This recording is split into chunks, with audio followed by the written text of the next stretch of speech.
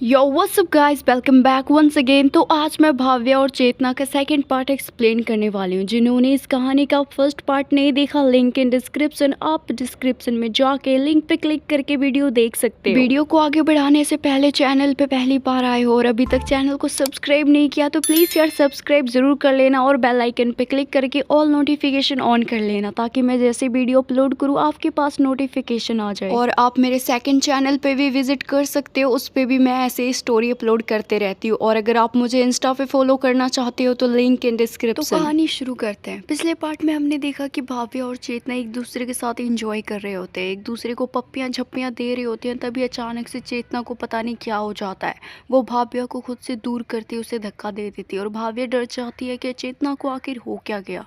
आखिरकार चेतना को हुआ क्या, क्यों उसने भाव्या के साथ ऐसा किया, क्यों उसने भाव्या को ऐसा धक्का दिया, चलिए देखते हैं। चेतना उसे धक्का दे देती है और कुछ देर के लिए खामोश हो जाती है और वो भाव्या को बस देखते रहती है। और भाव्या चेतना से पूछने की कुछ कोशिश करती है, लेकिन चेतना फिर से कंबल ओढ़ के सो जाती है। चेतना ने भाव्या को कुछ भी नहीं बोला, वो खामोश होके ही सो गई और भाव्या बस चेतना को देखती रह गई और यही सोचती रह गई कि चेतना ने आखिर ऐसा क्यों किया। और बस यही सोचते हुए सुबह हो जाती है। रात भर भाव्या अच्छे से सोई नहीं थी क्योंकि उसके दिमाग में बहुत सारे सवाल थे।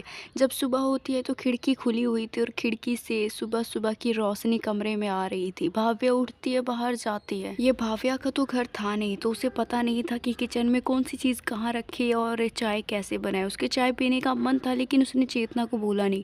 कुछ देर के बाद चेतना भी फ्रेश होके आती है और भाव्या को देखती है।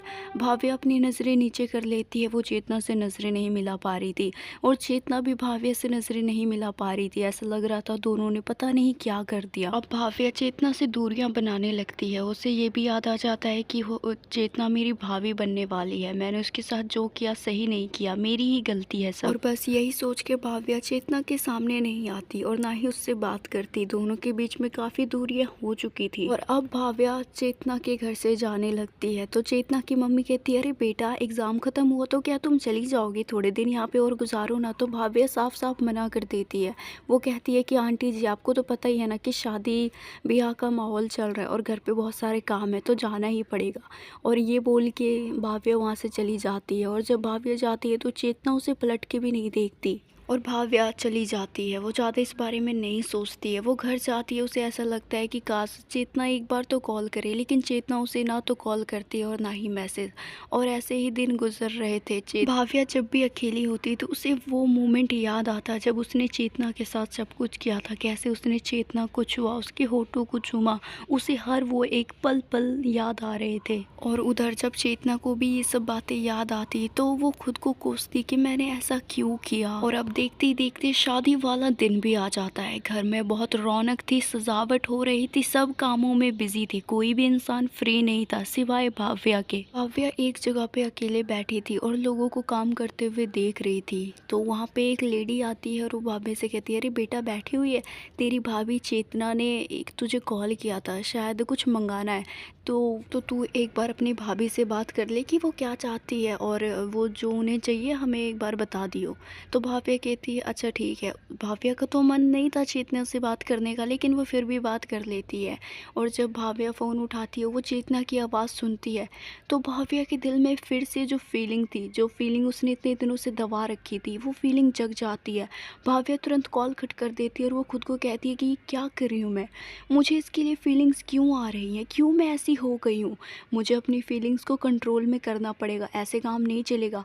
वो मेरी होने वाली भाभी है, मैं उसके बारे में ऐसा कैसे सोच सकती हूँ। भाव्या कहती है कि अब मैं चेतना भाभी से कभी नहीं बात करूँगी, ना ही उन्हें कभी देखूँगी। मैं खुद को उनसे दूर रखूँगी, ना मैं उन्हें देखूँगी ना मुझे फीलिंग्स आएंगी और ऐसे ही एक दिन मैं उन्हें भूल जाऊँगी। और देखते ही देखते रात हो जाती है। शादी रिजॉर्ट में थी उसी रिजॉर्ट में बारात को भी आना था और दुल्हन वाले को भी आना था, मतलब कि जो दुल्हन की तरफ से आते हैं उन्हें भी आना था। और सब रिजॉर्ट पहुँच जाते हैं लेकिन भाव्या घर पे ही थी। तो फिर वो जो लेडी थी वो भाव्या को कहती, अरे तू पागल हो गई है क्या, आज शादी है और तू तैयार भी नहीं हुई है, सब पहुंच चुके हैं, अभी पंडित जी भी आ चुके हैं, शादी कभी भी हो जाएगी, चल तू जल्दी चल।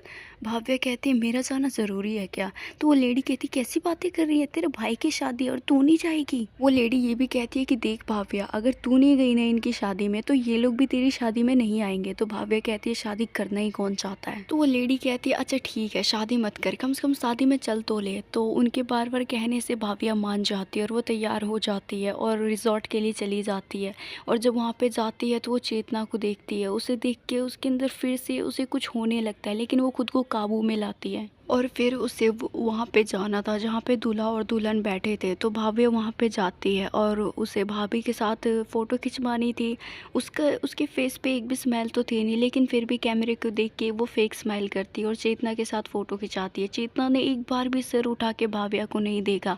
भाव्या भी सोच रही थी कि बस जल्दी जल्दी ये फ़ोटो सेशन ख़त्म हो और मैं यहाँ से बाहर निकलूँ। फिर फ़ोटो वगैरह हो जाता है तो भाव्या एक कोने में आके चेतना को देखने लगती है। उसकी आंखों में आंसू आ जाते क्योंकि कि चेतना जैसे पहले भाव्या की केयर करती थी, कॉल करके मैसेज करके, वो सब केयर उसे याद आ रहा था।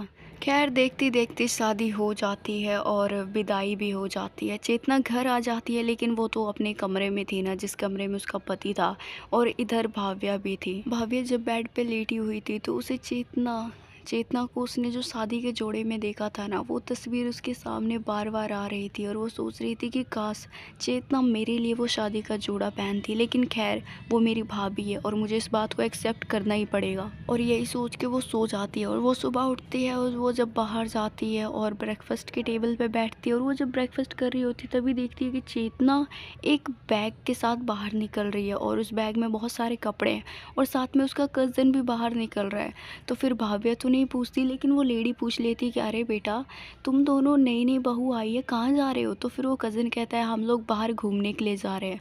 तो वो लेडी कहती है अच्छा अच्छा, मैं तो भूल ही गई, कपल्स को तो जाना पड़ता है बाहर, ठीक है तुम लोग जाओ एंजॉय करो। तो फिर वो चेतना और कज़न उस लेडी का पैर छूते हैं और वो दोनों बाहर चले जाते हैं। और भाव्या इस बार भी चेतना को देखती है, वो अपने नज़रें फेर लेती है, लेकिन चेतना जब बाहर जा रही होती है तो वो एक बार गेट से पलट के भाव्या को देख लेती है और ये बात भाव्या को नहीं पता था कि चेतना ने उसे पलट के देखा।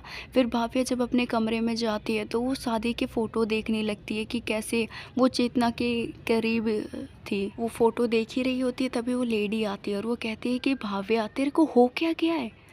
तुझे तो पुलिस बनना था ना, और पुलिस बनने के लिए तो एक फिट बॉडी चाहिए होती है, रोज़ सुबह सुबह रनिंग करनी पड़ती है और पता नहीं कितने से प्रकार के एक्सरसाइज करने पड़ते हैं, और तू तो सुबह उठती है नाश्ता करके फिर से बेड पे, ऐसे नहीं चलेगा। तो भाव्या कहती है मैं क्या करूँ, मैं जब भी पढ़ाई में फ़ोकस करने की कोशिश करती हूँ मैं फ़ोकस नहीं कर पाती हूँ, और जब भी मैं ये सोचती हूँ कि आज सुबह जाके मैं रनिंग करूँगी मैं नहीं कर पाती हूँ। मुझे ऐसा लगता है कि जो मेरा सपना है पुलिस बनने का, वो सपना पूरा नहीं हो पाएगा, क्योंकि मेरे अंदर अब वो लक्षण ही नहीं रहे। अब मैं अपने लक्ष्य से भटक चुकी हूँ, पता नहीं मैं ऐसी क्यों हो रही हूँ, लेकिन मुझे ऐसा लगता है कि मैं पुलिस नहीं बन पाऊँगी। लेडी कहती तू पागल हो गई है, तेरी जैसी लड़की ऐसी बातें कर रही है, मुझे तो यकीन नहीं हो रहा। तुझे पता नहीं है भाव्या, मन के हारे हार है, मन के जीते जीत। तू जा अभी जा रनिंग करने, अभी कौन सी दोपहर हो गई है, अभी तो सुबह ही है ना। और ये बोल के वो भाव्या को कमरे से बाहर करती है। भाव्या अभी बाहर नहीं गई थी, वो घर में ही थी। फिर कुछ देर के बाद भाव्या घर से बाहर चली जाती है। वो रनिंग तो नहीं करती लेकिन सिर्फ वॉक करती है और ऐसे ही चल के वो जाती है और एक पार्क में घूम के घर आ जाती है। वो जो लेडी थी वो कहती है भाव्या भले ही तो रनिंग मत कर, लेकिन रोज़ रोज़ सुबह ऐसे ही वॉक पे चली जाया कर। मुझे लगता है कि तू जब से चेतना के घर से आई है ना, तुझे किसी ने नज़र लगा दिया, क्योंकि तू जब से वहाँ से आई है हमेशा गुमसुम से रहती है। अगर कुछ बात हुई है तेरे साथ तो मुझे बता ना, मैं तेरे को सल्यूशन दूंगी ना। तो भाव्या कहती है ऐसा कुछ भी नहीं है, आप कुछ भी मत सोचो। भाव्या भले ही किसी को कुछ नहीं बताती, लेकिन वो अंदर से बहुत डिस्टर्ब हो चुकी थी। जो भी चेतना ने उसके साथ किया, मतलब कि चेतना ने जो उसे इग्नोर किया, वो सब भाव्या को अच्छा नहीं लगा, और अब उन सब चीज़ों को भाव्या भुलाने के लिए खुद को बिजी रखने की कोशिश करती है। और ऐसे ही 4-5 दिन बीत जाते हैं और अब चेतना भी बाहर से घूम फिर के आ चुकी थी, और जब वो घर में आती है तो वो लेडी भाविया को कहती है, अरे भाभी आइए, भाभी के पैर नहीं छुएगी। तो भाविया चेतना के पैर छूने के लिए आगे बढ़ती है, लेकिन अब फिर से चेतना उसे पाँव नहीं छूने देती, भाविया के हाथ पकड़ लेती है और उसे अपने गले से लगा लेती है। और जब भाविया चेतना के गले से लगती है तो भाविया को बहुत सुकून मिलता है। इतने दिनों से जो भाविया के दिल में घबराहट थी, परेशानी थी, सब एक झटके में ही ख़त्म हो जाता है। और भाविया भी ये समझ जाती है कि चलो चेतना अब उससे नाराज़ नहीं है, उसको उसने माफ़ कर दिया। इतना सिर्फ भाविया को गले से नहीं लगाती, वो भाविया से उसका हाल चाल भी पूछती है। और जब भाविया देखती है कि चेतना उससे हाल चाल पूछ रही है तो ये देख के तो भाविया और खुश हो जाती है। भाविया ये सोच के खुश थी कि चलो अब हमारे बीच में कोई गिले शिकवे नहीं बचे। फिर वो लोग अंदर आते हैं और भाविया का कज़न कहता है कि भाविया, मैं कुछ दिनों के लिए बाहर जा रहा हूँ और भाभी को ना अपना शहर दिखाना है, भाभी को ना ये शहर देखना है और इसे ये शहर दिखाने की ज़िम्मेदारी तेरी है। मैं इसे ये शहर दिखा देता, लेकिन मैं तो बाहर जा रहा हूँ और मैं चाहता हूँ कि तू अपनी भाभी को ये शहर दिखाए और यहाँ की खूबसूरत जगह को दिखाए। भाविया कहती है कि भैया आप ना बेफिक्र होके जाओ, भाभी को घुमाना फिराना अब मेरी जिम्मेदारी है और इनका ख्याल रखना मेरी जिम्मेदारी है। मैं अच्छे से इनको घुमाऊं फिराऊंगी, आप फिक्र मत करो, आपको जो भी काम है आप जाओ। फिर उसी दिन भाविया का कज़न चला जाता है जहाँ पे उसको काम था और इधर चेतना भाविया कुछ दिनों तक कमरे में ही, एक ही कमरे में दोनों सोते हैं।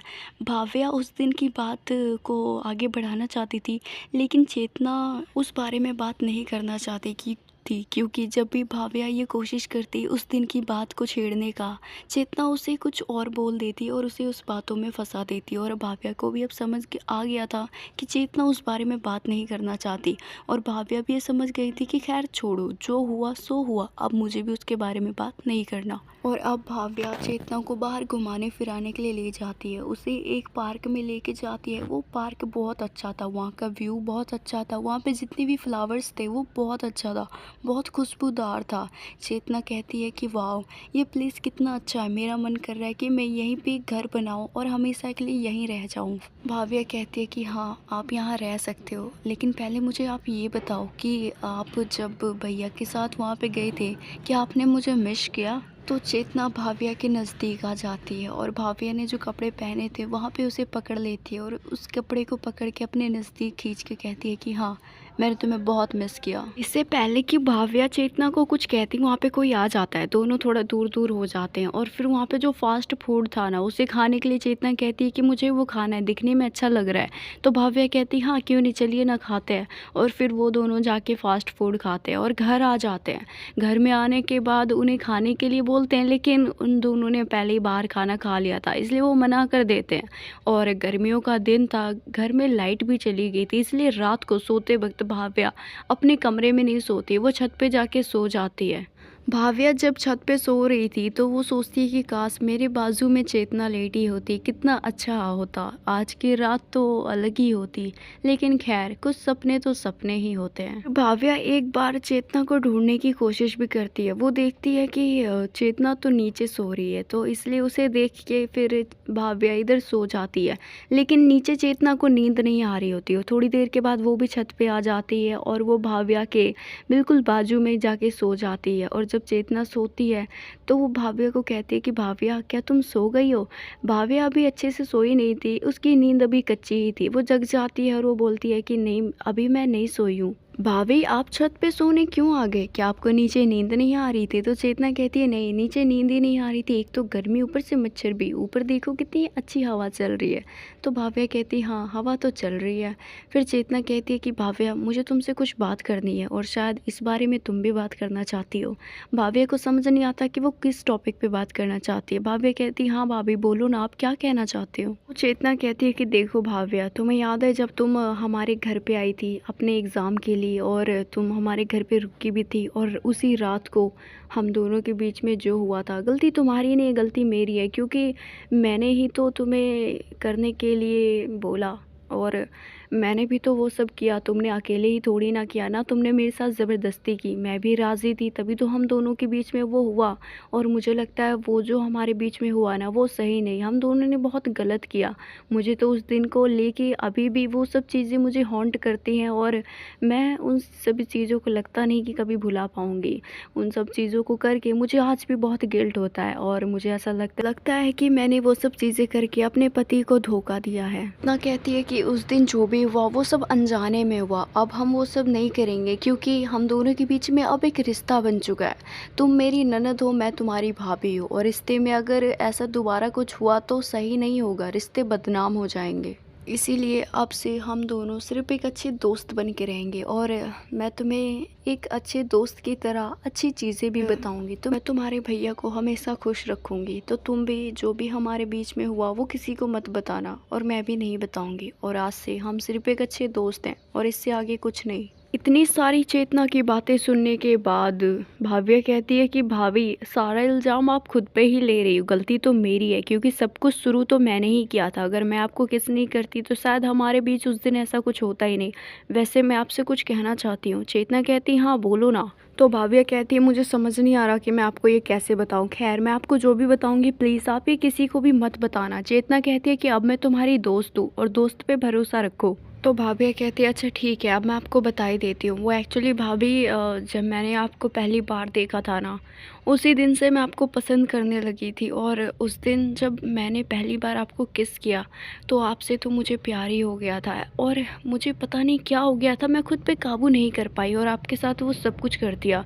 ये सुन के चेतना कुछ देर खामोश रहती है और फिर कहती है क्या तुम मुझसे प्यार करती हो, मतलब तुम्हें लड़कियाँ अच्छी लगती है क्या?